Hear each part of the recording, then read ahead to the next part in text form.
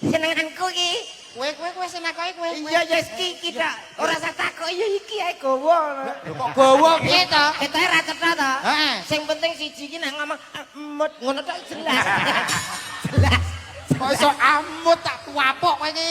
Apa dapat ada mut ngono iki. Sik to, ngundang iki njaluk dipanasi dhisik kok lagi Panasi itu Honda ya.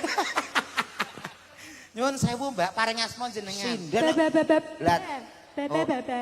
Niki sing kulino didereki niki sinten to Pak niki? Ilate gringgingen.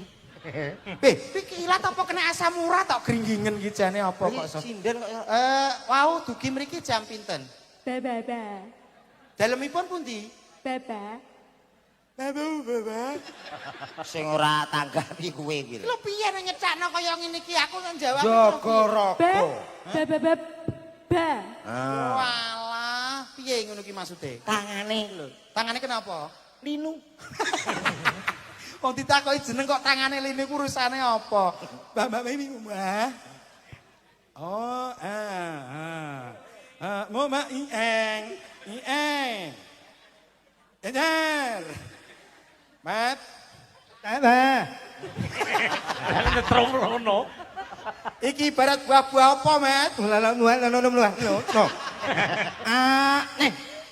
Enak iki mut. Kowe iki sing mbok eling-eling kok men mut ae kat mau. Ane Thailand, Mas. Hah? Ane Thailand. Piye? Ane Thailand. Apa? Kates Thailand goblok. Ulak balik kok so. Lah wae ora krungu tenan. Nyuwun sewu jenengan mireng ta, Pak? Ae-aean. Krunguku ya. Thailand. Kowe iki apa seneng kelan ngono krunguku. Kates Thailand. Thailand. Werdine apa kates Thailand? Ora mlebu ya mlebu metu.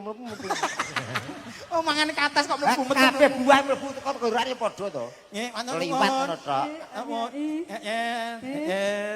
Oh, ndek bojo iki penak kowe. Penak ra reno-reno dolane ya aku tok. Ambemu.